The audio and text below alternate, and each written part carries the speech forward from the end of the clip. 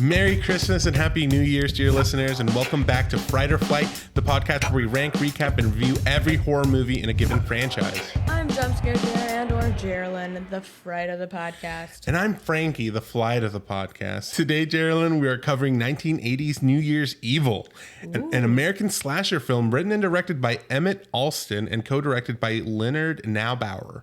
One of the scariest movies that I've seen so far this year, Geraldine. Because the acting is atrocious. Oh my God. This film takes you for a ride. This is like the oldest feeling film we've seen. Now, we've seen older movies, but for some reason, this one feels like the oldest one we've come by. I don't know why. I can agree with that. It just feels so dated, I think. But for the time, I actually had a blast with this one. You enjoyed it. I enjoyed how bad it was, but in a good way. And I really think that there's a love and passion there that I feel like if given to the correct director, Eli Roth, we could get an updated version of it and it would do it justice. Now, we just covered Thanksgiving earlier in the year, and Eli Roth mentioned this movie by name. So it's like this is an influential film by him. He said it wasn't his favorite. Right, but it was a holiday horror movie. It is. From 1980. I mean, we just watched one from 2023, and now we get to watch one from 43 years beforehand. Isn't that crazy? It is crazy. The concept of time. Yeah. I kind of like, we're talking about how old the movie is. I like how green in film used to be. Oh my God, yeah. There's something appealing about that to me. And I also feel like the tone of audio back then was different.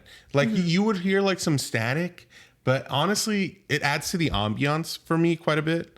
The only things though is there are a few parts in the movie, because of the setting, it's at a radio station. Super fun. I love that. Yeah.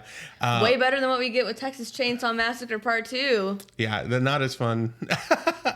But it is interesting. This place has like a crowd, like an audience listening to the music because they have a live band. And I really loved the music in this movie. Yeah, like it was both fun. The soundtrack, the score, I thought was the score is so of its time, very 1980s.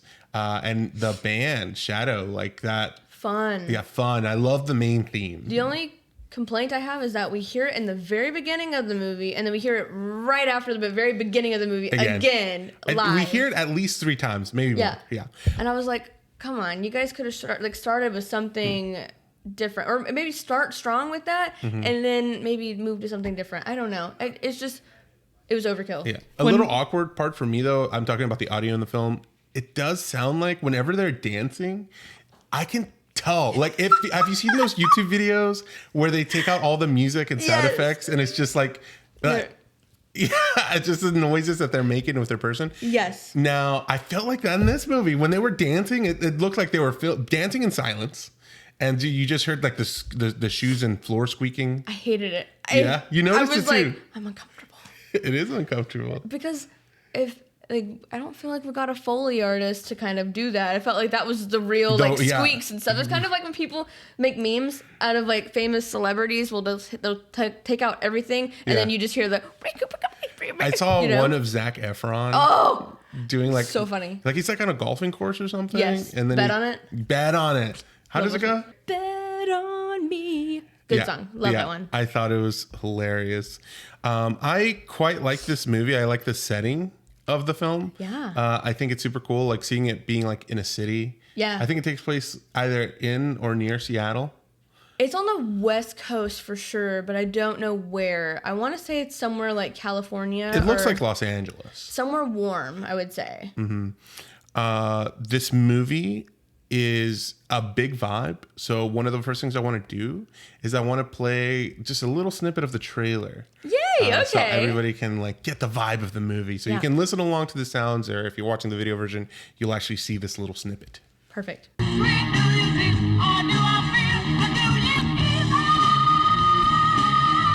the one night they were celebrating New Year's Eve, he was out, ending their life. I'm going to commit murder at midnight.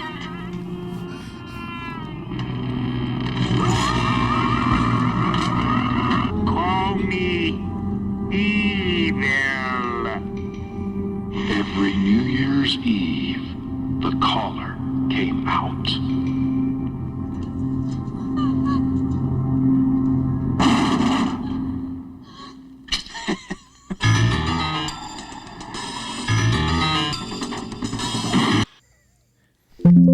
very comedic. Why was the mic like fully down his throat? He's manipulating his voice so he's not recognized. I don't know what was up with voice modulation back in the day. And the way they achieved that, by the way, Geraldine, is he was just doing it with his larynx. It was all his voice. What, he was really? He was just like making his voice like that, and that was just a prop. But he was just doing it with his vocal because cords. it sounded painful. It just sounds so goofy. Call me evil. Cool name for a villain, right? Evil. No, it's stupid. We're dealing with the 1980s here.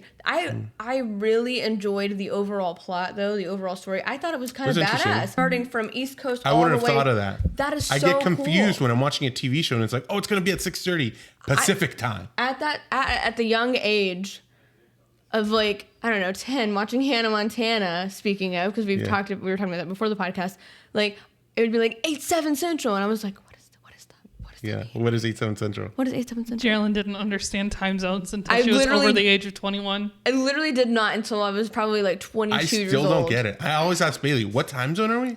Because I'm Central. like, We're Central. what's GSM or GMT? Don't know. That's a good question. I think it's like Greenwich something time. Because I know there's we follow Greenwich time, which was started in Greenwich. It's a whole ordeal.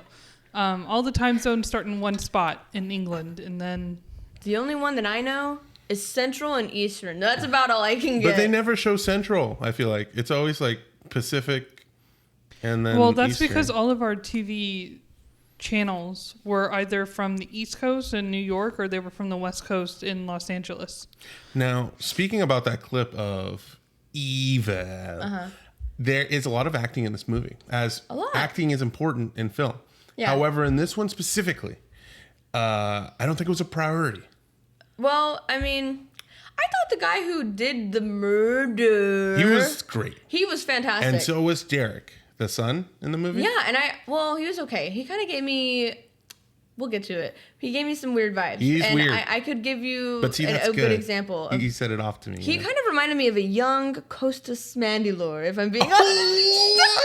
Because of the lips! Dang. Like a blonde Costas. Yeah, I was like, is this my man, Costas? You know, I hadn't considered that at all. I haven't given that any thought, but I do appreciate that he's still on your mind. Because he's still on mine. Always. He's left a mark on me. I was a hater, but now I'm a lover.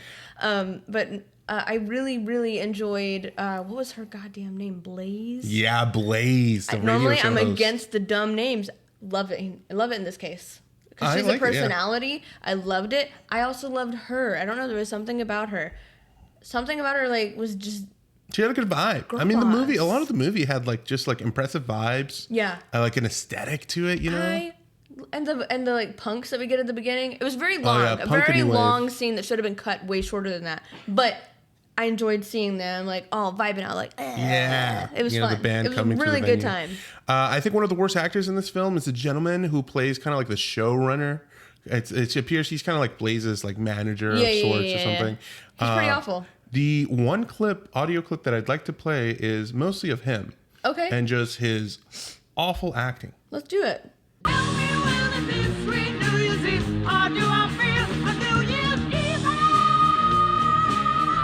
Holy shit, did you hear that? Don't let it bug you. Look, Ernie, I do not want any trouble. That guy was not your usual freak. Everything is gonna be okay. Look, I would like some police protection just in case. We already got cops here. Well, why don't you get some more cops? Okay. Don't let it bug you. Okay.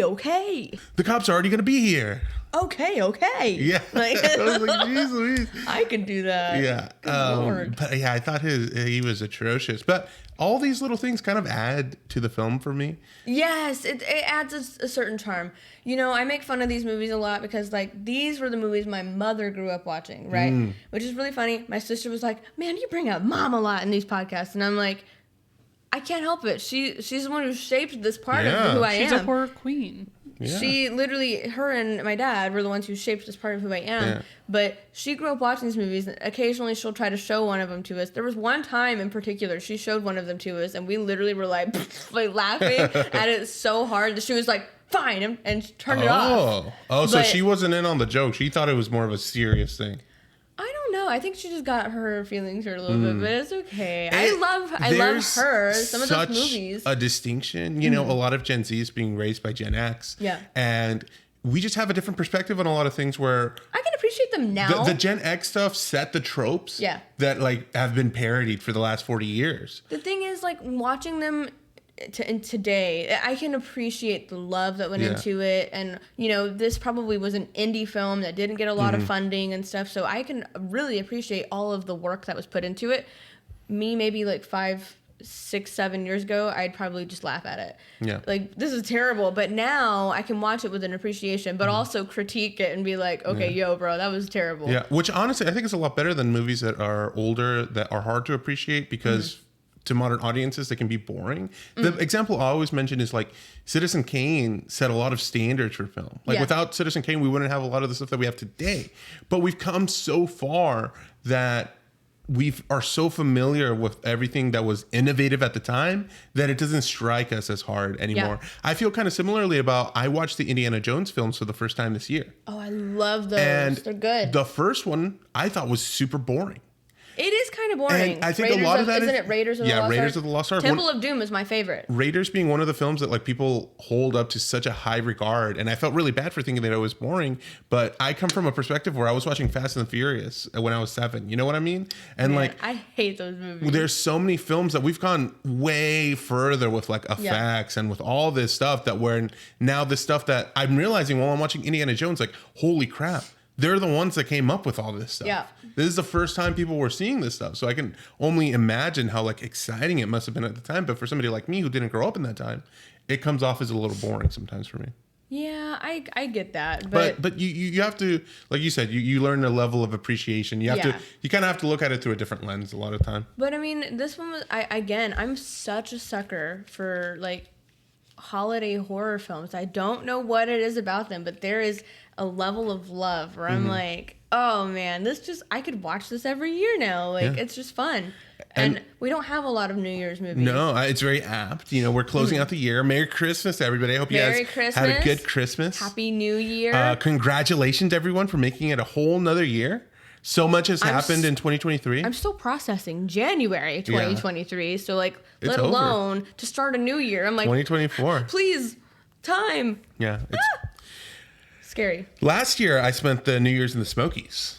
What did I do last year? I was ushering it in alongside Bailey, of course, with country music and Dolly Parton in Pigeon Forge, Tennessee. I had sparkling grape juice at a family party, family gathering. And I also had, like, I believe we did, like, late Christmas celebrations because I had COVID last year around Christmas. Oh, yeah. So that's what we were doing, was catching up and visiting family and stuff like that, which is a good time.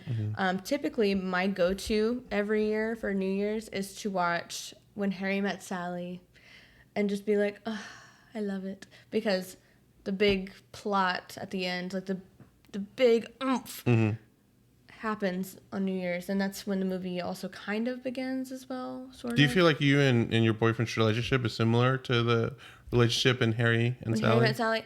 Yes and no. I mean, we started dating when we both, we liked each other when we were both, like, kind of, like, I was going on dates with other guys, but I had a huge crush on him, and I was trying to forget him. And I was like, I can't have a crush on him. This is going to be bad.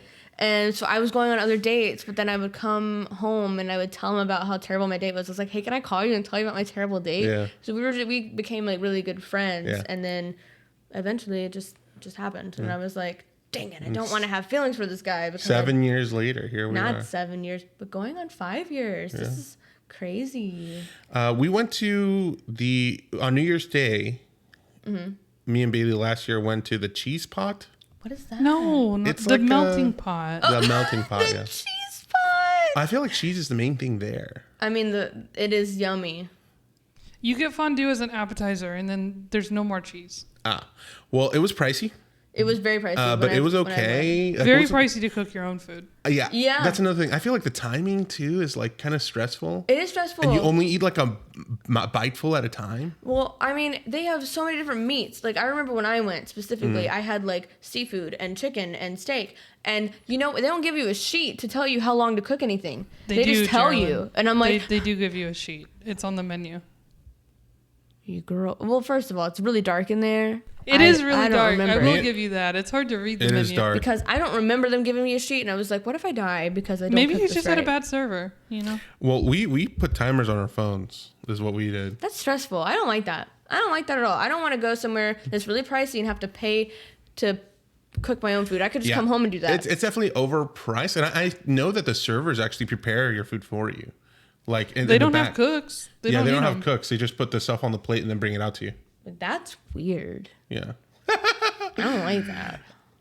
Yeah, I enjoyed it. It's overpriced. I thought it tasted good, but it was I'd do it definitely again, overpriced. but it's more fun of an Yeah, it is. experience than a Yeah. meal. Yeah, really. I'd want to go with like a group. Oh, I that'd feel like be it'd be fun. more fun with a group. Yeah. So if you guys want to go to the cheese pot, go to the cheese pot. All right, Geraldine, let's dive into the plot. All right. You So- need like a water sound. I was trying to cue you up there. What? Because let's move on to this next segment and dive into the plot. Yeah.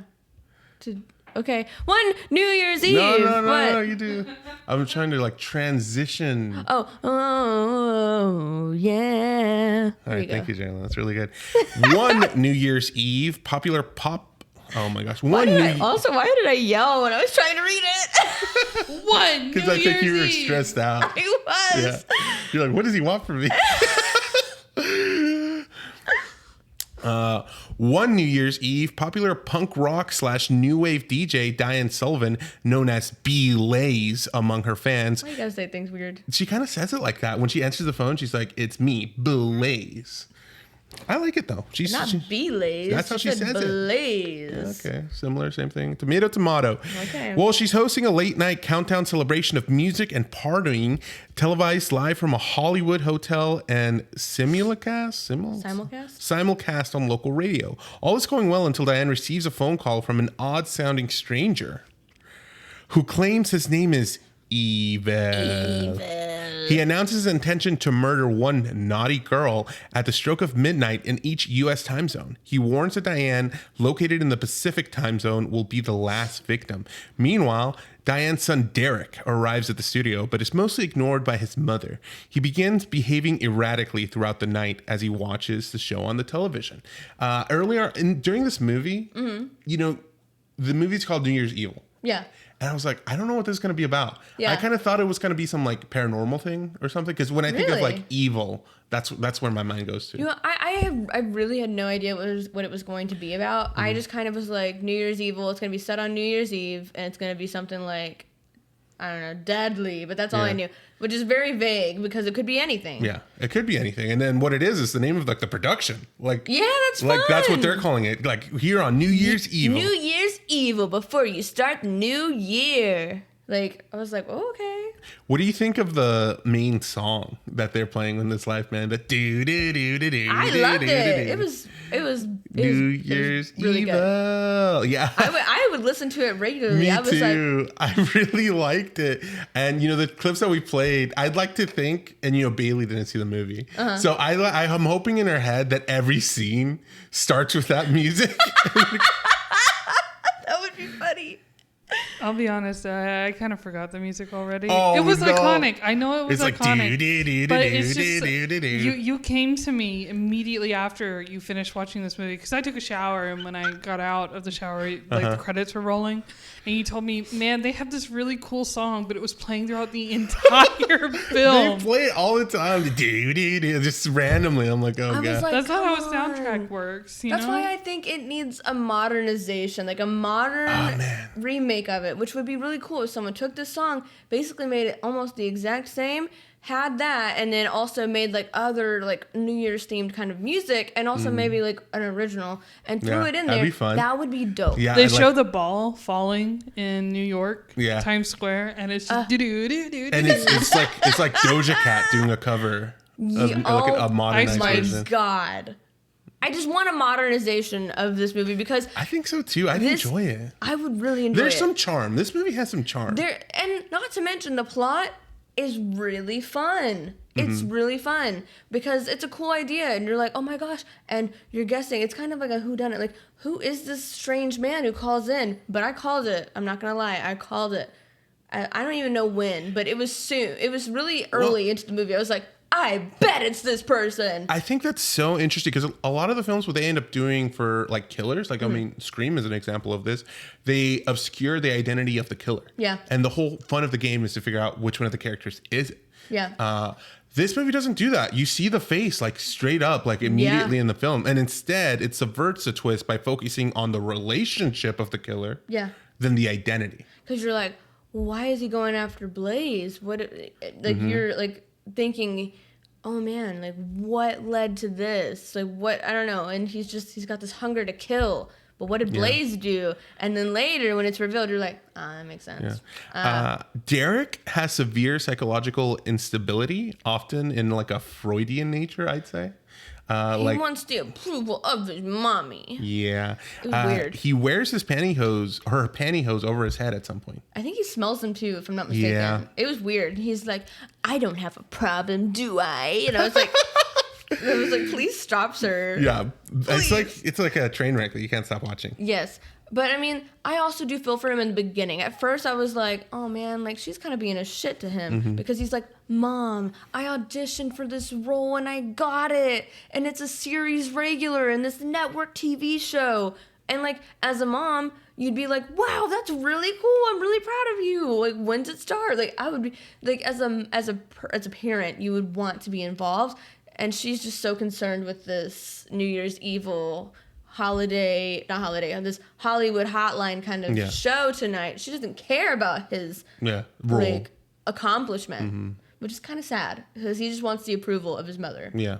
So I don't know. I feel for him until he does all that weird shit. Once he sniffs the pantyhose, all of that is dead to me. Yeah, I'm like, ooh, okay. You had me at the mommy. I want you to approve of me.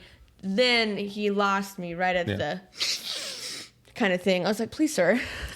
Well, the studio crew takes safety measures and heightened security, but a string of murders begins to occur across Los Angeles. A nurse at a sanitarium is found dead shortly after midnight strikes in the Eastern time zone, and 2 women are found dead near a liquor store after midnight in the Central time zone. The killer uses a radio/cassette recorder tape to tape the sounds of his victims as he murders them, and he calls back to the station each time, replaying the tapes over the phone to prove that he's serious. Why is Geraldine giggling? It's just because it's so bad. It's so bad. I mean, Bailey, you saw the trailer. You caught the vibe. I did see the trailer. It's just because he literally, like, nobody thinks he's suspicious, and he's walking everywhere with this stupid cassette, and it's got, like, a big, like, strap, and he's like, like I always come prepared. And I'm like... It's like a boombox? Kind of, yeah, basically. It's not as big as that, it's a little thinner, yeah. The funny thing is like he walks into the sanitarium, right? There's only 2 nurses working here, and it's New Year's Eve. They're stocked up, and he just says like, somebody told me to be here. And and she was like, oh, okay. And he's like, also, I brought wine. And she's like, ooh. So then they go and drink the wine together. It makes no sense. Like he immediately seduces her. Yeah, immediately seduces her, and like literally like they start like making out on like this weird like patient bed during her shift. And this is her first impression of the man. Yeah. Basically, he's like showing up for a job, and his first instinct is to be like, I brought alcohol. Listen, it's a 12-hour shift. Working in a sanitarium, she's getting underpaid. True, you know? but who can also blame her? Who can blame her? In the 80s though, it seemed like a very different time. Yeah. That's why like now we have so many safety measures put in place because of things like that. So it was a wild time. It was definitely a different time. I don't know about. I'm not like shaming the woman, but I mean, I don't trust men. It's okay. She's not real. You can shame her. I don't trust men, so like I'd be like, "Whoa!" Also, you're a nurse, and she's this was like, definitely written by a man. Let's pop open this bottle, and I'm like, She looked like she was apprehensive at first, like, maybe we shouldn't Like, because I'm on the clock. This is my first impression and you're bringing alcohol to work? I'd be like, you need to leave. Yeah, but no, she's like into it. She's like, Very silly. You're right. Let's do it. It is very But, silly. Yeah, I'm sorry I interrupted. You were going through No, your that's- timeline. It's just you were saying I'm these glad you things did. like 2 people found killed in the central time zone, and Geraldine's over here giggling and trying not to Why is she laugh laughing? into the It microphone. was just because it's so cheesy and bad. It is very But also cheesy. because he walked into this hospital and she's like, oh, you came prepared. He's like, I always bring my own, like, whatever. And I'm like, what? Yeah, Like- it makes no sense. It was so silly. Well, while this killer searches for a victim to kill for the stroke of midnight in the mountain time zone, he inadvertently angers a gang of bikers who chase him into a drive-in theater. We are then greeted with a lady with lovely breasts and her boyfriend. He murders one of the bikers, steals a couple's car to avoid being recognized, and drives off with the girl still in the back seat, intending to make her his next victim, but she manages to escape. I felt So really bad was for that her. note necessary? I'm sorry. Sorry? The note about the breasts. I just, it was important to that me to necessary? include because I was like, oh, wow, so. Oh, so it wasn't important to the plot. You just No, No, it I was just not. threw that in. it had so I nothing should to have. do with the I plot. should have. That was a much bigger offense than Geraldine giggling to herself Yeah. about murders. I should have waited to interrupt. Murder. Until I was you hoping said that I could just like sneak it in there and get by. No, there with- is No. no sneaking that in. No. And, like, you guys not Not notice? with 2 other women on your production No. team. I mean, I was like, why are we? Because I'm pretty sure that she was like, I don't know, a teenager or barely 18. Well, don't worry, Frank. Caroline. I checked it out. Frank. I researched. I did my research on this. Shut her mouth we're immediately. all in the green. Everything's okay. Okay, but Why are you saying we all? We're not in this sort of We're situation. in this together. No, We're That's all a you. I did team. not even watch the movie. You were missing out. I'm not gonna lie. There was a couple of scenes. Oh. The beginning too. It was just for a brief second. When oh yeah, the with one boobs. event, Yeah. But I That's felt not really right. bad for this girl. Her boyfriend gets like thrown out of the car, and then she's in the back seat like trying to cover herself up. Like, but then she's also pleading, and she's like, "I'll do anything. I'll even let you do that to me if Yeah. you want." Just that I hate that. That's like I a thing gotta that say- women have to do just to like try to guarantee their safety. Yeah, just to protect like themselves. it's ridiculous, The and I hate reality it. of the situation. But especially, I don't know if it was. I'm sure it was like way worse back then because it was way underreported. Oh, definitely. I also don't think her boyfriend did enough. Like, he could have just been like, "Babe, get out of the car," because the killer wasn't interested in this girl at all. Like, Right. she just was in the car still. Yeah. Like, he could have even opened the door so she can get out, but that didn't happen. No, he just was like, bye. No, He's like, by the way, you have great tits. she really did. Well, Oh my I want to God. have a conversation with you, Okay. Jalen, about like this. Do you consider this film a slasher film? I've heard a discussion about the film and how like once you involve rubber gloves and like putting on disguises, it kind of switches from like a slasher to more of like a procedural true crime kind of vibe. I think that's a super nuanced thing. I think this was the slasher before the slashers, if I'm gonna be honest. Well, this did came out. Oh my God. This did came out.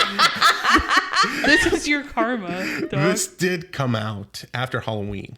Okay, yeah. And I don't consider Halloween a slasher. Oh, you don't? No. I've never seen Halloween, but I We'll get there, and I'm excited because that's a whole thing. Because let me tell you, when we get to Halloween, that's going to be a complicated season because there are many different timelines. So we're going to have that's to gonna be very complicated. strategic. I'm excited to plan. watch those. Well, as far as like that kind of true crime kind of vibe goes, I will say that I do like that direction just generally. All I've been doing lately is watching like documentaries on the JFK assassination, like just for hours. Like I've seen like, Why? well, first of all, I'm completely fascinated by American history. In general, I listen to like 40 hours of history podcasts a month, just because I You love. want to know something funny? Okay. Our podcast wasn't in #1 for you, but our podcast was a #1 podcast for me. That's because you listen me. to like, I don't know, an hour a week of podcasts. I don't listen to an hour a week. I listen Wow. to podcasts when I'm in Frank the shower. is just shitting on It's you just, so I hard listen to right like now. 8 hours a day. So you're just a fake Oh my fan god. of us. He's like, you're not as big into podcasts as me. I I'm so bet. much You're a better than gatekeeper. you. Here's another thing. I've listened to every episode of our podcast. Some episodes now more than once. And I don't think you could say the same. I could say the same. Listen, she's listened to at least half of them because she's had to edit them. That's Okay. true. Yeah. I have listened to at least half of them. I've also been watching on YouTube, Geraldine. There's like these true crime kind of documentaries made by this one channel. He'll and what fall they do, asleep to them. they make like they have like cop cam footage. What's it called? Dash cam things, body cams. They have body cam footage, Yeah. and they have like cameras from the interrogation room, and it's really well done. It's Like- professionally narrated. Like First 48 kind of shit? No, it's a little more. It's way more like it's not dramatized. It's just like you just see the interrogation room footage, and it has like this narration over it, just telling you like things that from like psychologically, like you can tell they're fidgeting with their finger, stuff like that, small little things like that. And it's really interesting. Most of the ones I see are about like teens who have committed murder, and it's just Murder. it's just so fascinating because these kids are just so casual and normal about it. Like they play Fortnite and they're wearing a Minecraft shirt, and it's just so interesting how like we watch these horror movies, everything's so like mysterious, dark, gloomy, but in reality, like sometimes it's these dumb Desensitized. these brats. Yeah, I used to grow up watching like serial killer documentaries and falling asleep to them. Like for like Son of Sam or Aileen Wuornos, I would just throw it on and then just fall asleep. Love her. I would love to say I am the white woman in this relationship. That's true. I do not do that. So this is a rare occurrence. It's very comforting to me, I gotta say. I mean, I don't be comforted. You don't be comforted? I don't be comforted. I am not comforted by the true crime stuff. It just kind of freaks me out sometimes. It's scary. And I think it's also more tragic because I'm like, I think about the families. However, I do like the fictionalized like embellishments by Hollywood that I do watch. Because I'm like, in my head, I try to disconnect and I'm like, this is a dramatization of it. It's not real. This is fictional. So I have to cut myself off from that, even though I know it's based on true events, which makes it sad to me. So then in reality, I get sad. Like I just recently watched that Love and Death with Elizabeth Olsen. Really good dramatization of that true crime, but it was really sad when you actually watch it because then I also was so fascinated by it that I went and watched the other TV show that came out on Hulu called Candy, based on Candy Montgomery. Watched it and was like, this is actually really, really sad, and it's kind of bumming me out. Dude, that is me completely with the JFK stuff. Like, it makes me so sad learning about him, his relationship with his wife, and Jackie Kennedy, like everything that she endured, like through his funeral with their children together. I had to stop. Like I'm telling you, I watched hours of this stuff, and at some point I was like, I cried at work because I was watching these documentaries. You crying? I cry all the time. I cry daily. You're a Pisces, so yeah. But I think when I was younger, my amygdala oblongata wasn't developed enough. Please stop. It's a part of your brain. That's what it's called. Yeah, I know. It's the amygdala. That's what There's I said. the amygdala. Now look at what's going on now, huh? The amygdala and the megalodon. No, it's in the Water Boy. Fuck. What does I've he never say? seen it. Medulla oblongata. Yes. That's what I said. That's not what you said. You do it on purpose to be silly. Because I wrote down, by the way, one of our episodes. I think it was our It's a Wonderful Knife episode. Okay. You said areolas borealis, and I wrote that down. And Patrick was like, "What the hell are you writing areolas for?" And I was like, "It's because of him." He did that on purpose. I did do that. Bailey wasn't here to stop me. Bailey wasn't here to stop me. And I did it like 5 times before she caught on. And then she was like, wait a second. I just watched his face light up the second Geraldine said and he was so happy While I that was she watching the finally movie, got it. I felt blessed that the world had given me a film that happened to have the Aurora Borealis in it. This is what I have and to I was deal like, with. oh, this is perfect. I was Every like, day. All day, every day. I was like, hold up. I wrote it in my notes, and the version I sent you didn't have that in it. So I could remind myself and you wouldn't be. I remember you writing those notes. You were like, man, I want to put a joke in here, but I don't want Geraldine to see it. And I said, just make another document and take it out for Geraldine to You see. sure did, because I really was like, is he saying areola? Well, my frontal lobe hadn't been developed by the time I was watching these documentaries and falling asleep. And something about like the music and the droning narration over the documentaries, I think that's mostly what helped me fall asleep. It wasn't that murder. It was just that like the tone was like perfect for the vibe. I saw You this had really white woman funny scenes, meme about true crime, and it was like, imagine you get killed and somebody skips over your story because it's not like fascinating enough. And I'm like, that's so true, because like some people will do that. They're like, this is kind of not, I'm not into this one. and I'm like, that is sad because these are true tragedies that happen to people. And I just can't, I get too attached and it makes me sad when I learn about it. But it is fascinating from the perspective of the psyche of like what makes a person do that. There's a huge reason why like true crime is like the biggest kind of entertainment content for women, because people are just like extraordinarily fascinated by it. I mean, I don't get it, but it's interesting. It's interesting to me. I listen to a lot. I have thought about doing a true crime podcast, and I think that might be something that I look into more next year.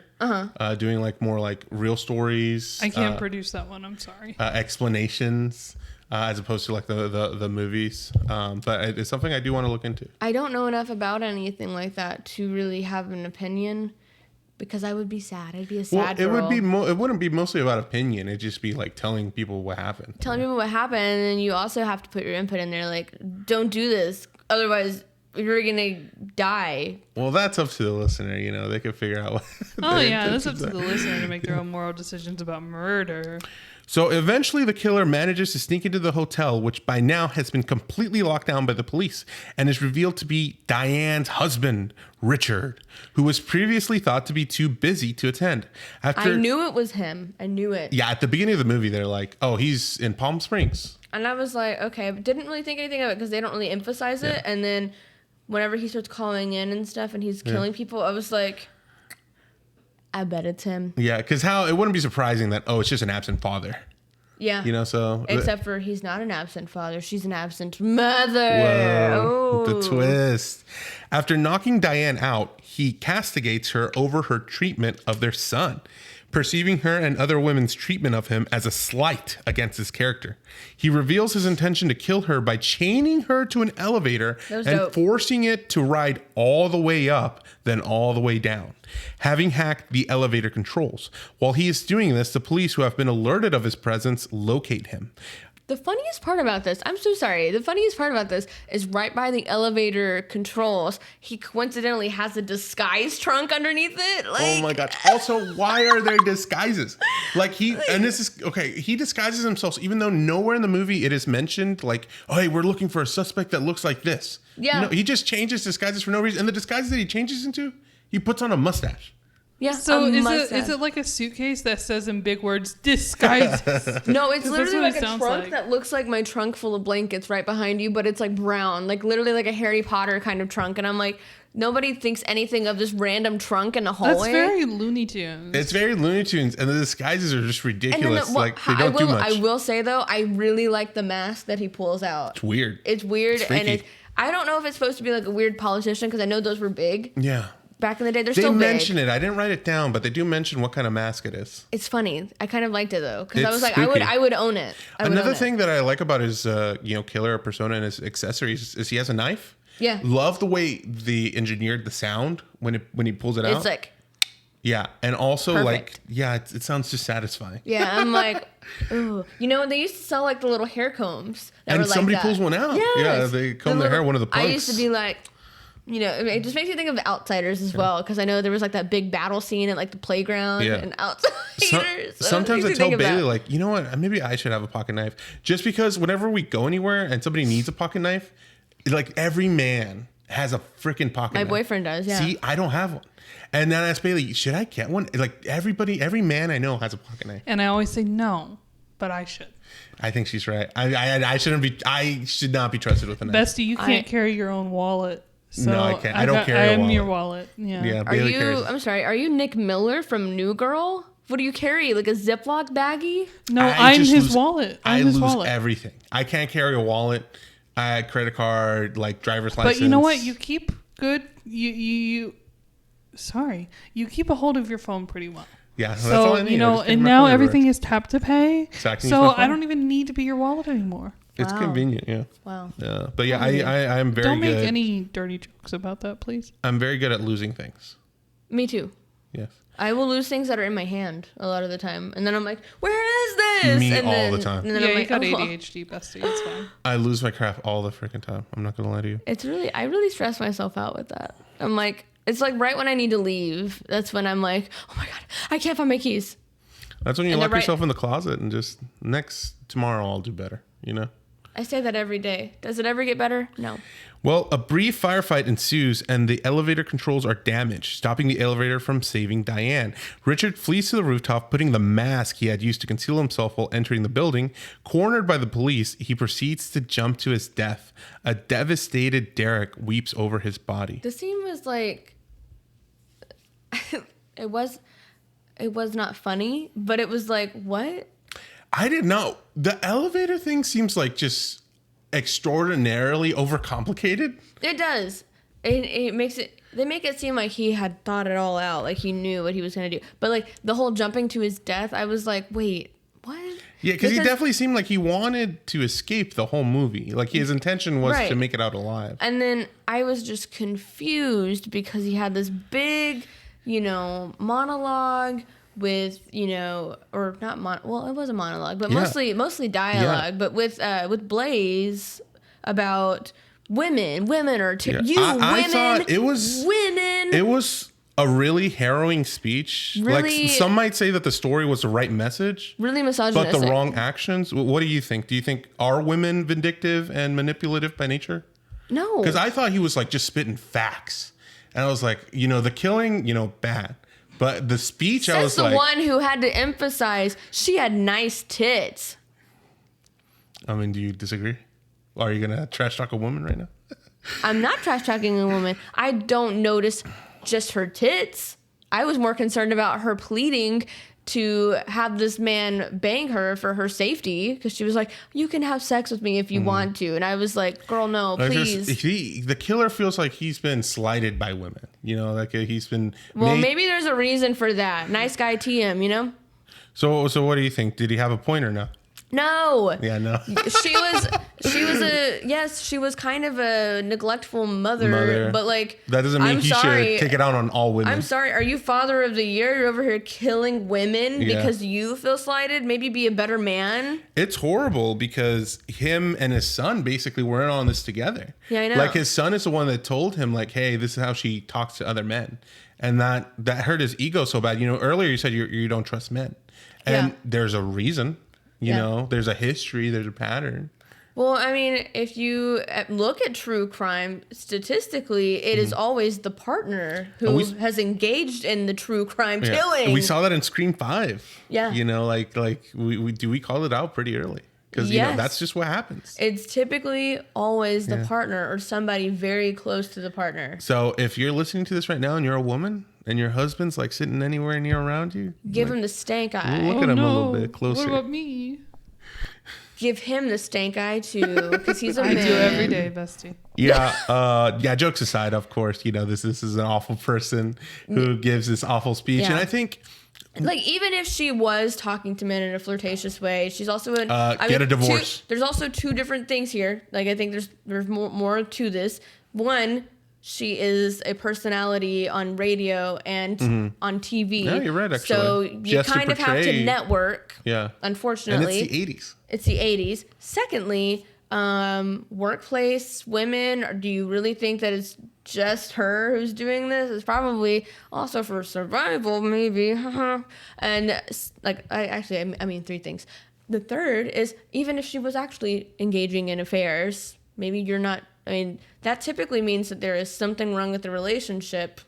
Are you excusing the cheating? I'm not excusing the cheating. I never excuse cheating. I'm just saying there is typically a reason that people do that. They are not satisfied in the relationship in some way, shape, or form, or they are just shitty people. Yeah, at that point, get a divorce. Don't kill people. Literally, like, I'd be like, I'd just confront her without killing people and her. Yeah. Go to therapy, babe. The injured Diane is loaded into The injured Diane is loaded into an ambulance, but Derek is revealed to be the driver. I liked this. It was very Scream. It was very silly. I thought this was gonna happen, but I thought it was just gonna be him stepping into the ambulance with her to be by her side. And then like Loki putting on the mask and then killing her, but no, we don't Something get that. like no. They really leave it off like there could be more, and I'm kind of surprised there weren't more movies. I probably didn't do very good at the box office. If we're being honest, it probably did horrible. Yeah. But there's still room for improvement. There's still room to bring it back and do it again. The ambulance drives off, leaving Diane's fate unknown as a radio announcer in Honolulu is heard announcing the stroke of midnight in the Hawaii time zone. And Spooky. That's the end of the movie. That's New Year's Evil. That's New Year's Evil. It's a really quick one. Yeah, it is quick. It's an hour 30, which I appreciated. I think it's a really messy movie, but it's a fun look back at like holiday movies from the days past, you know? I really enjoyed Richard's, the guy who plays Richard, his performance. He did a really fun job. Yeah, his name is Kip Niven. He did really, really good because like I was like, he's creepy. I don't know why, but he also gave me like Billy Ray Cyrus kind of vibes. Oh, wow. I don't know what it was. I think he did a great job. I also like Roz Kelly. She's the one that played Diane Blaze. Yeah. She also was in Happy Days, playing the Fonz's girlfriend at some point. Never seen Happy Days. Happy Days. It's a show. I've never seen it either, but there's this guy named the Fonz, and he's like I've heard really of the cool. Fonz, but I think he elbows a jukebox and then it starts playing music. that's legendary. Yeah, sounds like your kind of guy. We also have Grant Kramer as Derek.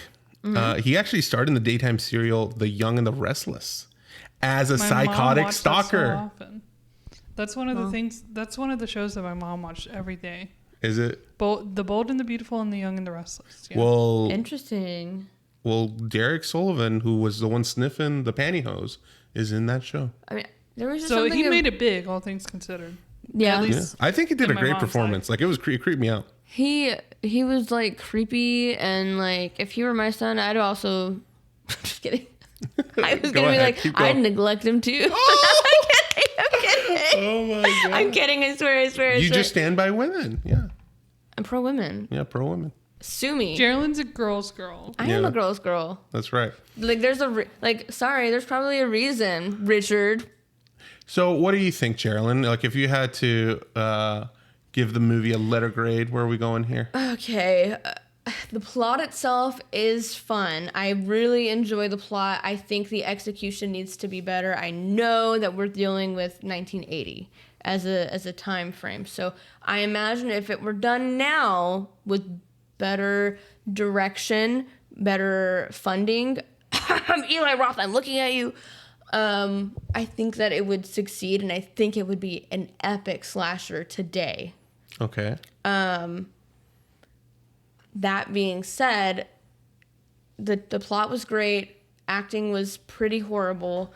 The music, fun. I loved the music. I wish they wouldn't have played that main title a million times in the movie. And the kills were kind of fun. It was like a fun, like early age slasher, like that we haven't really. I don't feel like it gets a lot of love because I feel like it is a little bit of a.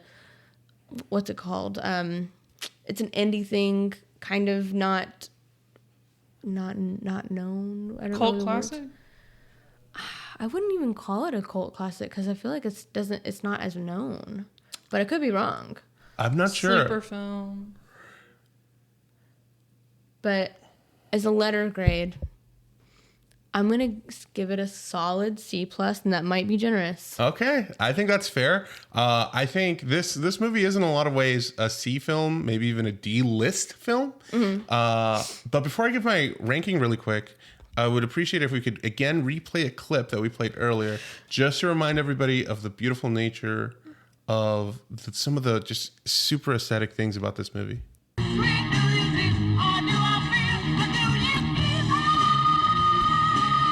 On the one night they were celebrating New Year's Eve, he was out, ending their life. I'm going to commit murder at midnight. So bad. Call me evil. Every New Year's Year's Eve, the caller came out.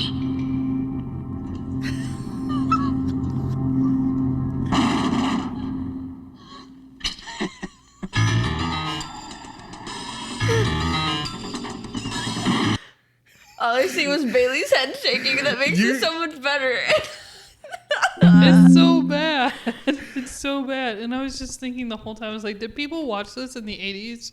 Somebody had to have watched this and been like, that was so scary. I think most people. People were terrified. I think that the story itself is really, really fun. I'm not gonna lie to you, though. See, given that we just saw and heard that, this movie is getting a personal ranking from me. Like I said, I think it's like a C or D list movie. But I enjoyed it so much, I give it a B. Call I'm shocked by that. Bell. How could I not give that a B when somebody's like that? When somebody's saying like, I'm going to commit murder. Come on. That's an Oscar-worthy performance. But literally the whole concept of like doing the like midnight in each time zone. In each time, that is Cool. committed. Yeah. Like that is like pre-planned. They had a plan in place, and you know what? I admire their commitment there. Do I support it? No, but I think it's a fun plot. Of course, I mean the movie's kind of making a statement against it. You know what I mean? Right. Yeah. It's just really fun. And then the whole like while this is going on, New Year's Evil for the Hollywood Hotline, they have a competition like a calling in thing. That is so fun with like a live performance. I would go to that show. We don't have that stuff anymore. We don't have that stuff anymore, and I think that's why it's so appreciative now. Yeah, like it's cool to see. It's really cool to see. I wish we had stuff like that where you could. I mean, you kind of used to have stuff like that with like American Idol. Call in your vote, like text in your vote, or anything like that. You can still do that with like Dancing in the Stars. That's true. We've been watching the season. That's fun. Now, everybody, with our ratings done, a C plus and a B from me, this is the last episode of the year. The last episode of 2023. Thank you, everybody. If you've been listening for the whole year, if this is the first episode you're listening to, we really appreciate it. It's something crazy that we've done. We've have like, I don't know, hours and hours of content. Hours and hours and hours. Yeah, we have, and it's crazy. We're gonna come back next year. We are taking a short break, so this is the last time you're gonna hear from us for a little bit. Yes. Early January, we are taking a small break to hone in our craft and really plan some content for 2024. We want to make sure figure that out we have what movies we want to watch. Yeah. Leave comments down below on YouTube or send us an email at frightflightpod@gmail.com and give us some recommendations so we can check them out. We will be doing some other content that is kind of podcast related, but not quite. I know we plan to do a look back at 2023. Yeah. So that's something that you can look forward to as other content. And we also plan to kind of talk about predictions for 2024 and 2025. Do a hype films. meter. Is there anything you guys are excited about? Yes. We're going to be talking about what we're looking forward to. Yes, I'm so excited. And then, I mean, yeah, from there, we're just going to be planning different franchises to focus on. So if there's a franchise you particularly want us to cover, let us know, because maybe we'll squeeze it in. We'll pencil you in. Mm-hmm. Or any guests that you'd like us to try to have. I do hope that that's something that we can do more of in the future, is to have some guests or do like interviews and then share those interviews on the podcast or something. This podcast has, evolved and grown a lot in just like this first year, and like how we produce it and having Bailey help us produce it and how we edit it and how we have outlines. Thanks. And we want to just take a minute to see like, okay, what worked, what didn't work, what other new things we can implement and move on to whatever that next step or version of the podcast. I don't know about you, but I'm super excited for the trajectory. I feel like we have a lot of cool listeners. We appreciate all of your love and support thus far. So it makes it worth doing, and it makes it worthwhile, which I already enjoyed it. Even if we got 0 listeners, I'd still have fun doing this. For sure. Me too. I've learned so much, really. I really have. So far, as a reflection of the previous year, 2023, we started this, and you had not really been enveloped into the world of horror movies. Not at all. So far, are you enjoying horror? I feel like I've been turned. I feel like I understand how to appreciate these films now. Now, don't get me wrong. I'm still going to watch movies with like my fingers and just like looking through them. But you just wait. But it's definitely a vibe, and I really enjoy it. I'm really grateful to have like this whole new swath of films that I've seen. That's really funny that you say grateful, because we just recently covered 2 Thanksgiving movies. Yeah. Because the holiday season, we love it. Yeah. Hopefully we'll do some more holiday. Hopefully. Yeah. Fingers crossed, my friends. Well, again, thank you everybody for an amazing 2023, and we'll see you in 2024. Goodbye. We'll see you next year. Bye. Bye. Bye-bye. Thank you for listening to Fright or Flight, a Live Oaks Village production.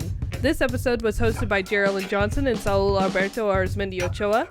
Editing and music composition by Saul Alberto Arizmendi Ochoa.